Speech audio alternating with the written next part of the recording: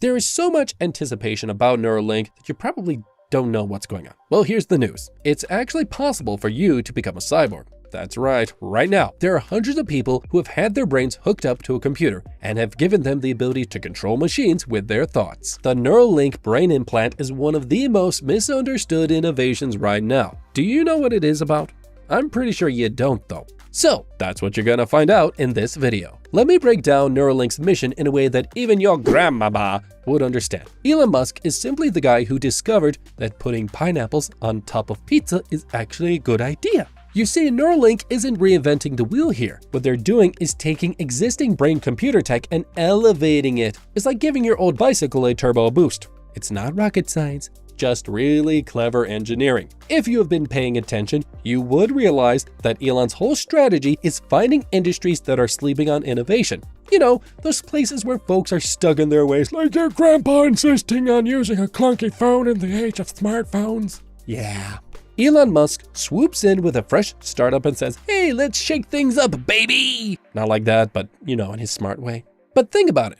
Tesla didn't invent the electric car, but they made it cooler than a snow cone in July. They took science and engineering and turned that electric car into something that everybody now wants. And imagine just a few years ago, nobody knew or cared about EVs. And SpaceX, they didn't whip up some new rocket science recipe. No, they just took the old recipe and cranked up the heat until it sizzled like bacon on Sunday morning, and I love bacon. They're the folks who dared to play with while everyone else was still sitting way back, just crisping their marshmallows to a nice golden brown. That's lame. And now look at this. SpaceX makes the very best space ships. This is exactly what Elon Musk does with all the companies he sets up. They're all about reviving old technology and also technology that has not been commercially adopted. Understanding this is key to understanding what Neuralink is all about. Now, Neuralink, they're in the game of brain implants. But they're not cooking up some futuristic sci-fi stuff. No. They're tapping into new tech to make brain-computer interfaces more powerful and user-friendly than ever before. So, if Elon Musk is building on old technology, and he is, what did it look like originally? Well, I'm going to reveal this to you right after you hit that subscribe button and stop missing out on all of the latest tech updates. So, the fascinating origin of brain-computer interfaces, or BCIs, traces its roots back to a fellow named Hans Berger, who rocked the scientific scene back in the 1920s. Hans, the brain enthusiast, was the first to officially declare that our brain is like an electrified command center. Yeah, your noggin, that lump of squishy gray matter, is essentially a buzzing power plant. Hans Berger used this electrifying revelation to pioneer a science he called electroencephalography, or EEG for short. I like that better. This technique allows us to eavesdrop on the brain's inner chatter by detecting and recording those electrical signals as they happen. So what did good old Hansi find out? Well, he stumbled upon rhythmic dancing patterns of neural activity, the stuff we now casually call brainwaves. Pretty cool, huh? Now let's hop into our time-traveling DeLorean just a little bit and zip and hop in a flash and make our way all the way back to Berger's early experiments, which were about as fancy as a vintage tea party, and I hate tea. He literally stuck a couple of silver wires into someone's brain and then hooked them up to a contraption that resembled some sort of steampunk science fair exhibit. Kinda scary. It's a Victorian-era electrometer, which allows him to be able to visualize the brain's electrical activity. But of course, technology has come a long way since then, and I'll spare you the gruesome details of the wire sticking story. It did not end well. The essential takeaway from here, though, is from Hans Berger to today. Our goal remains the same, which is to capture most of the brain's electrical language as much as we can. But has Elon Musk succeeded in improving our ability to hack our brain? Well, what was originally used to connect the brain was a clunky array of electrodes known as the Utah array. These things were not that comfortable to users and led to scarring of the brain cortex, and that's a really bad thing. The probes of the Utah array were literally pins, and you could have hundreds of them on a single probe. Neuralink is changing all of that and replacing it with a device that is lighter, more precise, and with probes that are soft on the brain tissue, thank you, Lord. These probes are just a few nanometers thick, and if you're thinking that's big, it's not.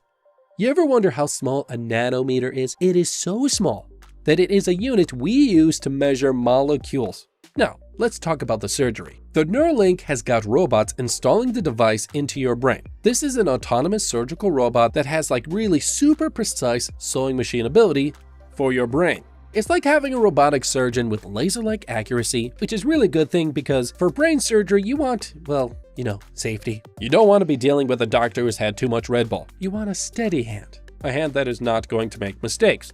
Possibly. Because the Neuralink device is tiny, people will be able to use it without anyone ever knowing you have had it put in. Unlike those Utah array folks who might as well have said, "Hey, I got a brain implant on my forehead." Like, just maybe something more subtle. Neuralink's device is sleek thanks to cutting-edge microchips that are smaller than small. They've ditched the wires for Bluetooth, which is super fancy, just like your headphones. So no more looking like you're in a sci-fi movie with cables all over your head, and that's good. So what is achievable with BCIs? Truly, it's simply amazing. Check this out. These brainy gizmos were initially crafted with a noble mission: to help folks with severe disabilities reclaim their lost control. Because what happens when people who are paralyzed is that there is a disconnection between the brain and the body part they are unable to control. But once this connection can be reestablished, then it is possible, right, in theory, to get the brain in charge of that body part once again. This disconnection is usually caused by either a nasty injury or some kind of sneaky degenerative disease. But it is not just paralysis this could solve.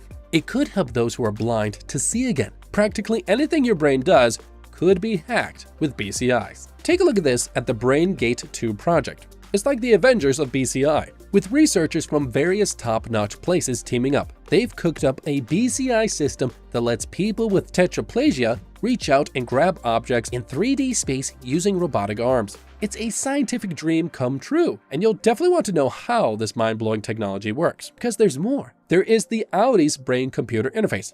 Yeah, you heard that right. Audi is not just about sleek cars. They've got a BCI system that lets folks who face cognitive and motor challenges communicate using nothing but their thoughts. That's amazing. It's like telepathy, but without having X-Men.